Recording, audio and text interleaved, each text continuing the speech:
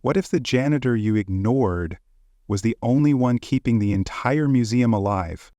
Hello to all our thoughtful, compassionate listeners, you who value hard work, heart, and hidden heroism. Today's story isn't about power or prestige, it's about purpose. You're about to hear how a forgotten janitor's small act of kindness uncovered betrayal at the highest level and led to a legacy being restored. If you've ever felt invisible while doing the right thing, this one will speak to your soul. Stay with us, because by the end, you'll never look at just a janitor the same way again. The snow had started falling just after sunset, blanketing the city in silence. Outside the grand arched entrance of the Brighton City Museum, a hunched figure sat motionless on a bench, his threadbare coat barely holding back the winter wind.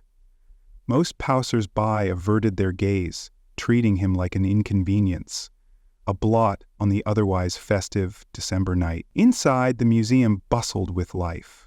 Families weaving through holiday exhibits, school children giggling by the model train display, and staff working overtime to keep it all running smoothly. Near the back, pushing a mop with practiced ease, was Ethan Cole. To most visitors, he was invisible. A janitor in his late 20s with rolled-up sleeves, worn boots, and a quiet demeanor. But when Ethan glanced out the smudged glass and saw the old man trembling in the cold, something shifted in him. Without hesitation, he set his mop aside and approached his supervisor, Kyle Dawson, the museum's operations director. "Hey, Kyle, that man outside, he's freezing. Maybe we could let him warm up in the lobby for a bit." Kyle didn't even look up from his phone. "This isn't a shelter, he sits there all the time, ignore him." Ethan hesitated, then nodded slowly and turned away. But as he passed through the staff door, he made a quiet decision of his own. Moments later, he stepped outside, the cold slicing through his uniform, and draped his museum-issued jacket over the old man's shoulders. "Here," he said softly, "just until you get home, or someplace warm." The old man looked up, his eyes watery but sharp. "Why would you do that?" Ethan just smiled. Everyone needs a little warmth sometimes. What Ethan didn't know, what he couldn't have known, was that the frail man now wrapped in his coat wasn't just another nameless soul on the streets. Beneath the gray beard, the layers of faded clothing, and the feigned confusion, sat Martin Ellis, founder of the Brighton City Museum. He had built this place brick by brick, exhibit by exhibit, only to hand it over 6 months ago to someone he once trusted, and now, shivering on a bench with Ethan's kindness wrapped around him, Martin realized he was watching the only person who still understood what the museum had truly been about all along. Not grandeur or prestige, but humanity. And that janitor? He wasn't just sweeping floors. He was keeping the soul of the museum alive. Martin Ellis hadn't stepped foot inside the Brighton City Museum since the stroke. 6 months earlier, under doctor's orders, he reluctantly handed the keys, both literal and metaphorical, to his godson, Kyle Dawson, a polished administrator with a business degree and expensive shoes. At the time, Martin told himself he was doing the right thing, passing the torch, letting the next generation step in. But deep down, a voice nagged at him. The museum wasn't just a building. It was his life's work, his late wife's passion, the place where their shared dream had come to life, one carefully curated exhibit at a time. Every corner of it carried meaning. The handmade quilt from the 1800s in the Americana wing, the photograph of his father during the war, the music box that played his daughter's favorite tune. So, when Marlene Rivera, his longtime accountant and closest confidant, arrived at his modest home one gray morning with a troubled look on her face and a stack of reports in her hand, Martine's heart sank. "Visitor numbers are down 30%, she said, flipping through graphs. "Donations have dropped, and Kyle's submitted over $12,000, 0 cents in consulting fees, this quarter alone, with no documentation," she paused. "Vendors are calling me directly now. They don't trust the office anymore." Martin's jaw tightened. "It's only been 6 months. "That's the problem," Marlene said. 6 months shouldn't undo 30 years of community trust. As she spoke, Martin walked slowly to the window, staring out over the snow-dusted street. His breath fogged the glass. "I didn't build this museum to impress donors or run fancy galas. I built it so kids could see their grandparents' world, so veterans could share their stories, so families could feel connected to something real." He turned back to her, eyes sharp despite the fatigue etched into his face. "It was never about profit, it was about purpose." Marlene nodded. "Then maybe it's time you go see for yourself." At first, Martin resisted. His doctor had warned against stress, and the idea of confrontation left a knot in his stomach. But when he received a handwritten letter from an elderly donor, one who had been coming every week for 20 years, saying she'd stopped visiting because the museum doesn't feel like home anymore, something broke open inside him. He knew what he had to do, not as a founder, not even as a leader, but as a man who couldn't stand by while the soul of his legacy was being auctioned off, one careless decision at a time. Martin Ellis had always believed in the value of quiet observation. "You learn more when people don't think you're watching," he used to tell his late wife Ruth during their early years building the museum together. So, when the time came to see what had become of his legacy, Martin knew he couldn't walk through the doors as himself. If Kyle knew his godfather was back on the premises, he'd polish the brass, rehearse a performance, and stage manage every interaction. Martin needed the truth unfiltered. That's when Marlene Rivera, ever practical, showed up with a canvas duffel bag and a smirk. "You did community theater for 15 years, she reminded him. "Time to put those skills to use." The next morning, beneath the yellow glow of his bathroom lights, Martin transformed. He applied a graying synthetic beard with practiced fingers, shaded wrinkles deeper with theater-grade makeup, and dressed in worn slacks, an oversized flannel, and a coat with missing buttons. His signature pocket square and polished shoes were replaced with thrifted sneakers and calloused-looking gloves. By the time he shuffled past the museum's ticket counter, even he barely recognized the man in the glass reflection. Staff barely glanced at him as he wandered the atrium, hands clasped behind his back. He moved slowly, intentionally, lingering in places where he could observe without drawing attention.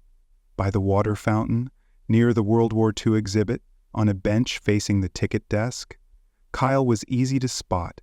Sleek hair, designer boots, and a Bluetooth earpiece he never seemed to take off. Martin watched as Kyle barked orders at the reception staff, flirted with a young docent half his age, and ignored a child crying near the elevator when the button jammed. And yet, no one said anything.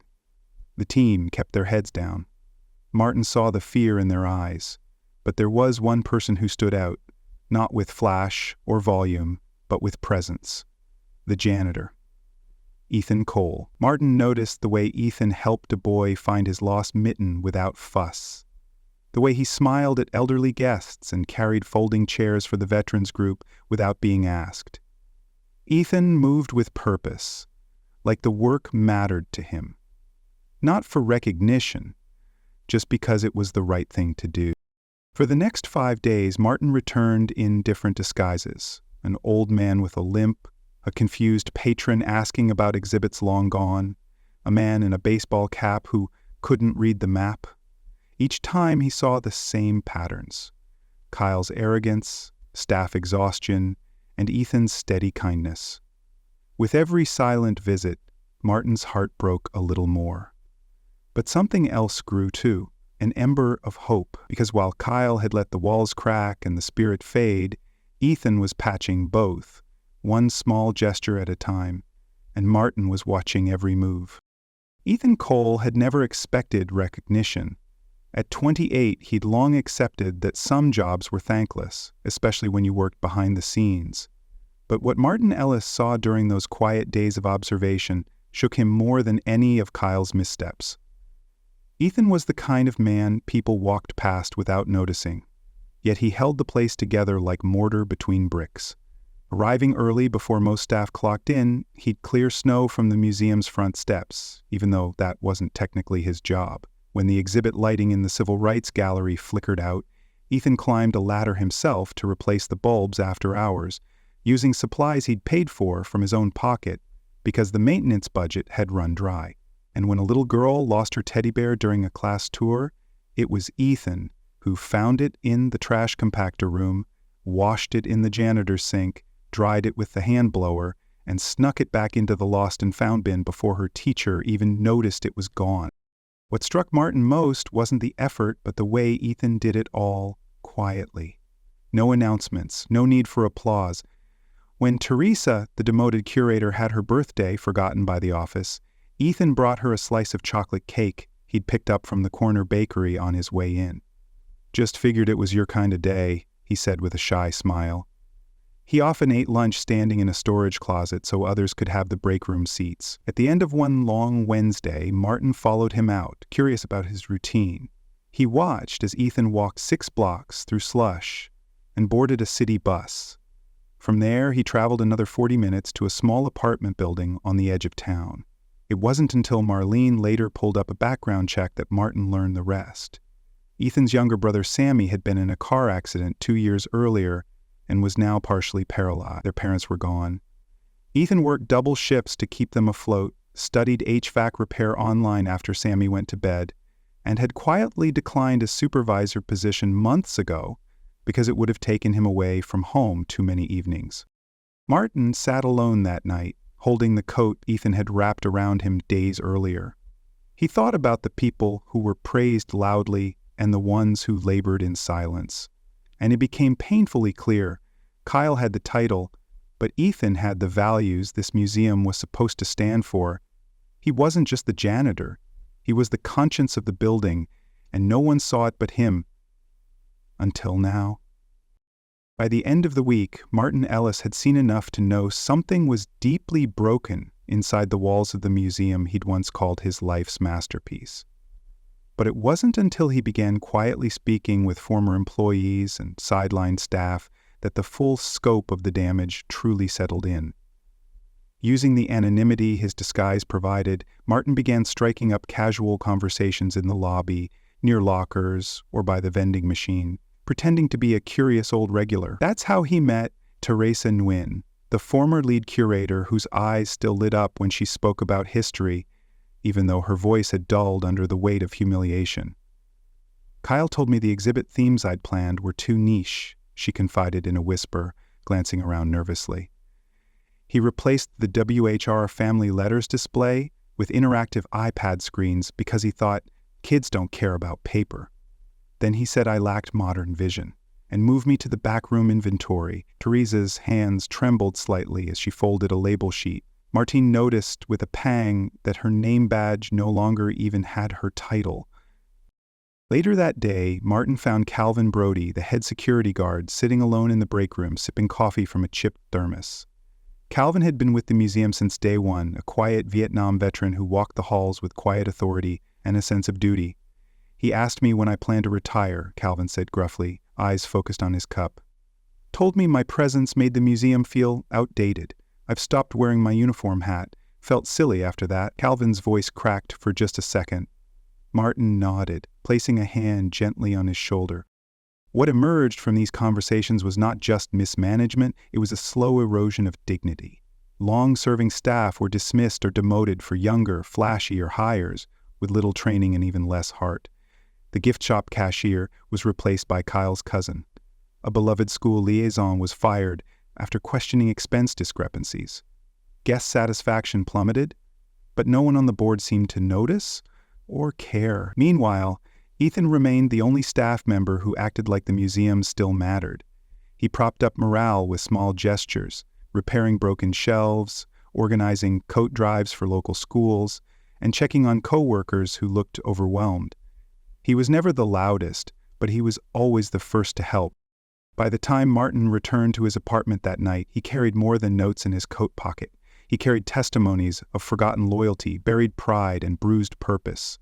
The place he'd built was being hollowed out from within, but its foundation hadn't cracked entirely, because even in the silence, good people were still trying to hold it up. All they needed was someone to listen and to act. The Monday morning rush at the Brighton City Museum started like any other. Tour buses idled outside, school groups poured in, and staff moved briskly beneath the marble rotunda, bracing for another day under Kyle Dawson's disinterested rule. But everything changed at 9:17 a.m. when the front doors opened and Martin Ellis stepped inside, not in disguise this time, but as himself. No frayed coat or synthetic beard, just a charcoal suit, polished shoes, and the quiet authority of a man returning to reclaim what was his. At first, no one recognized him. Then a gasp from the admissions desk echoed across the room. "Mr. Ellis," whispered Teresa Nguyen, frozen mid-step with a clipboard in hand. Staff turned, one by one, silence falling like snow. Even guests began to pause, sensing the shift in energy. Moments later, Kyle emerged from his office, brows furrowed in confusion. "Uncle Martin? What are you?" he started, but Martin raised a hand calmly. "I won't take much of your time," Martin said, his voice clear and steady, "but I will take the truth back." He stepped into the center of the rotunda, Marlene Rivera beside him with a tablet in hand and a file folder tucked under her arm. "For the past week," Martin continued, "I've walked these halls. I watched how this museum was run, how people were treated, what mattered and what didn't." Kyle scoffed, but the staff stood still, eyes locked on Martin. Marlene tapped the tablet and handed it to Calvin, who plugged it into the presentation monitor. On screen played a reel of damning footage. Kyle skimming money from event deposits, mocking a crying child over a broken diorama, berating a mother who needed to leave early to pick up her sick son. Staff gasped, guests whispered. Teresa covered her mouth. Ethan, standing near the janitor's closet, went pale. Kyle stammered, "That's completely out of context." But Martin cut him off. "You used this place as your playground. You disrespected the people who gave it life. And you mocked the very mission we built this museum on." Marlene stepped forward and handed Kyle an envelope. "Effective immediately," she said. "You're terminated. All passwords revoked. Legal action forthcoming." Kyle stood frozen, his carefully styled hair now disheveled, his face drained of color.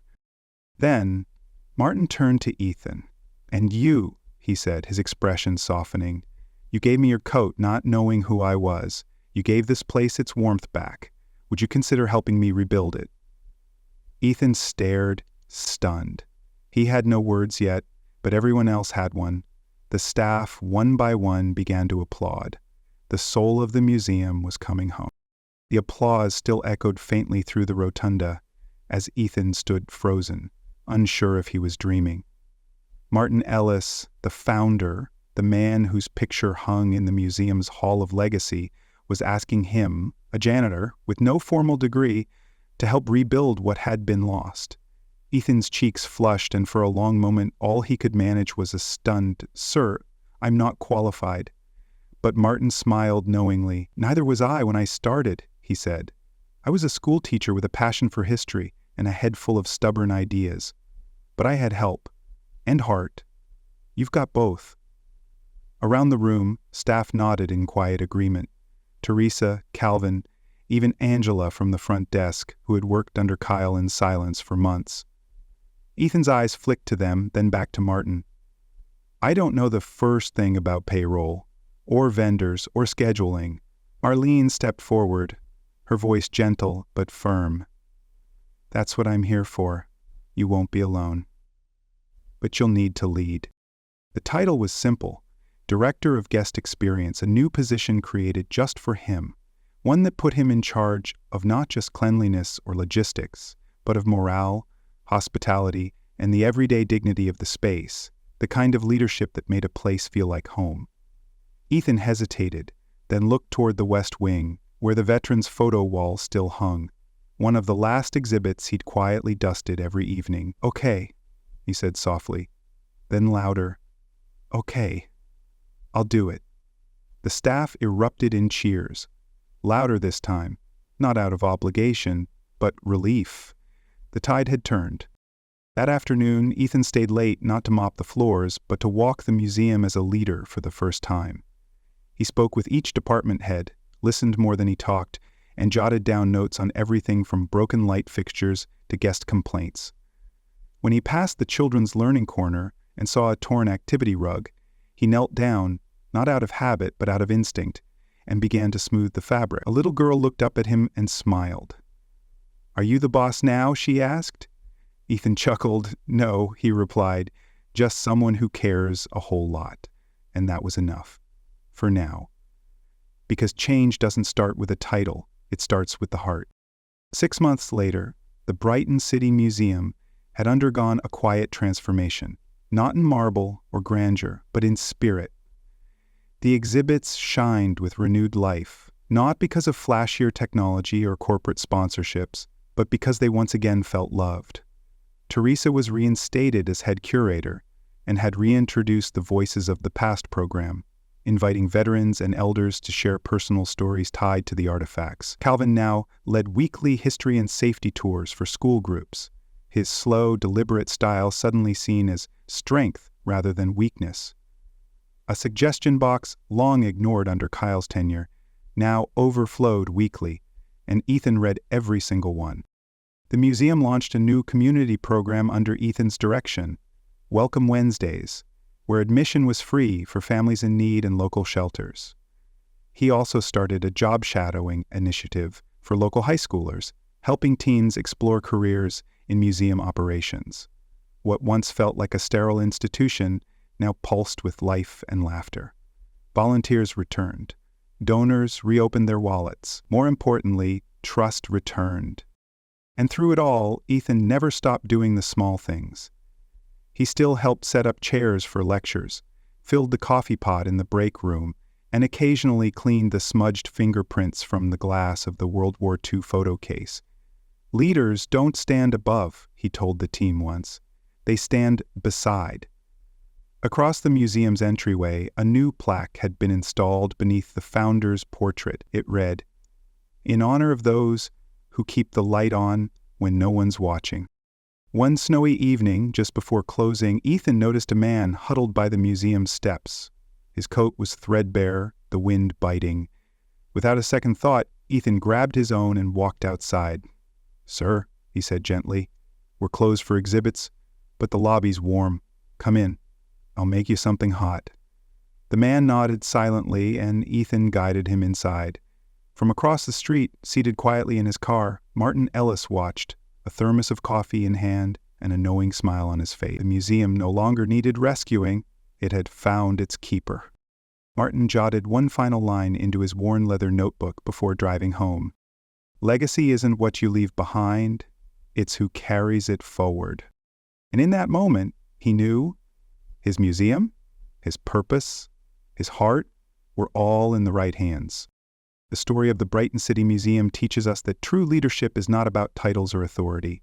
It's about character, quiet courage, and doing the right thing when nobody's watching.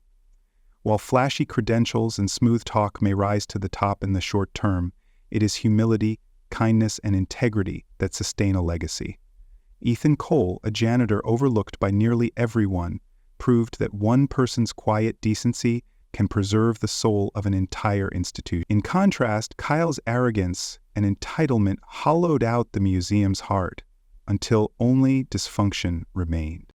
Through Martin Ellis's return and undercover observation, we're reminded that trust must be earned, not inherited, and that the people who serve silently are often the ones who carry the greatest weight.